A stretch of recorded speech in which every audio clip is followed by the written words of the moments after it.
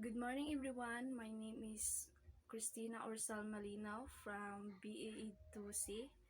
I'm here front of you to share my insight of the magician twin, C.S Lewis, and the case against Scientism. So, here, Scientism is the exorbitant faith in the authenticity of scientific knowledge.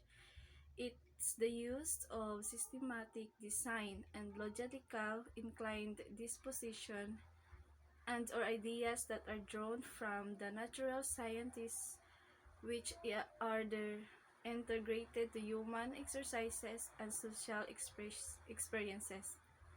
It is the belief that science is the only way to be safe is time of catastrophic events, and apparently for them who believe in this dogmatic behavior, not being scientific equates to being inferior in terms of power and rate of credibility. Technocracy is a proposed arrangement of administration where leaders are ideally chosen based on their technical ability and field of specialization. Since the term technocracy was initially used to advocate the use of scientific methods to address and to take care of societal issues, it is somehow linked to scientism because it's this framework controlled having the utmost managerial authority. So over those people with various political affiliation of parliamentary abilities, so long didn't read, mere politicians have become the puppets of these so-called technical experts. C.S. Lewis went to considerable lengths to underline that he was not hostile to science, but rather ambivalently restrict scientism.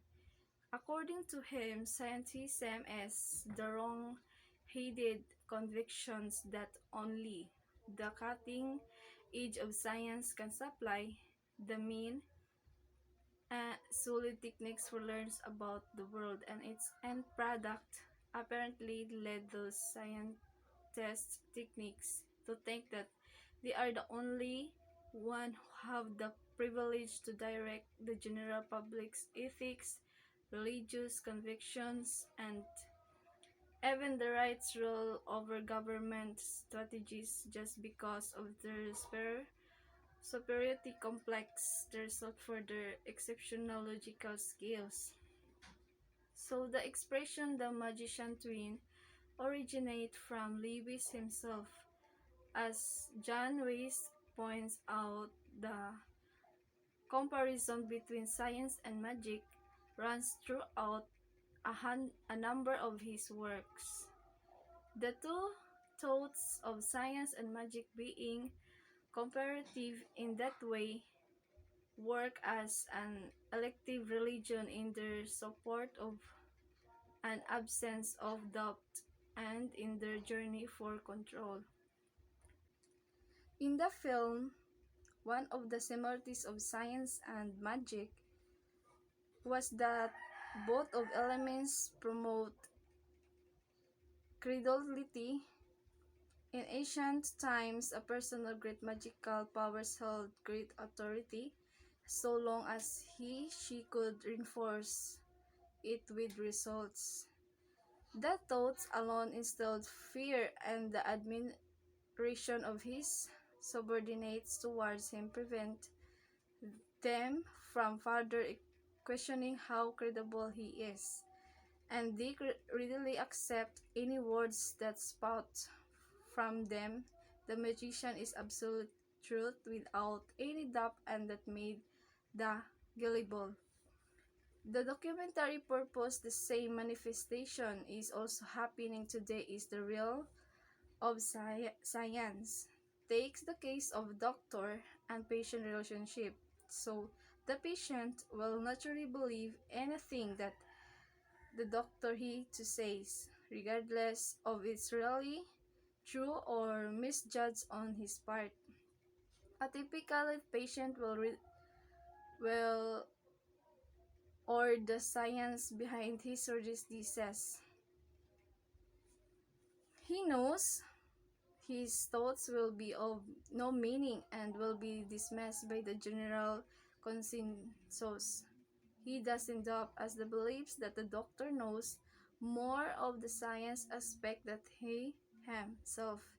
As what we can see, due to the complexity of science alone, science can be used a tool of deception. A tool that discourage an inquisitive mind. A tool is discreet, critical, and promote gullibility. So the third part of the documentary discussion how science can be used to as power or how can gain authority with science. While this sounds as a very aggressive claim, this might actually be the main driving force of science and technology. We knew science is as a systematic process of knowing and explaining things. We strive to know so that we can create something that could be of convenience to us. Similar to the film, let me cite Stephen Hawking famous quotes during his interview on BBC. The development of full artifact intelligence could spell the end of the human race. Humans who are limited by slow biological evolution could not compete and would be suppressed.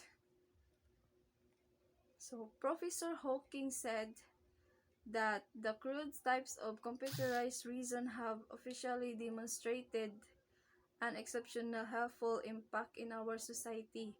So, however, he feared the results of making something that could coordinate and eventually outperform is the future. Moreover, scientific advancement when put into wrong hands and when be driven by ill intentions of powerful oligarchs could really end up into something devastating and worse, the destruction of humanity. So that's all, everyone, and thank you.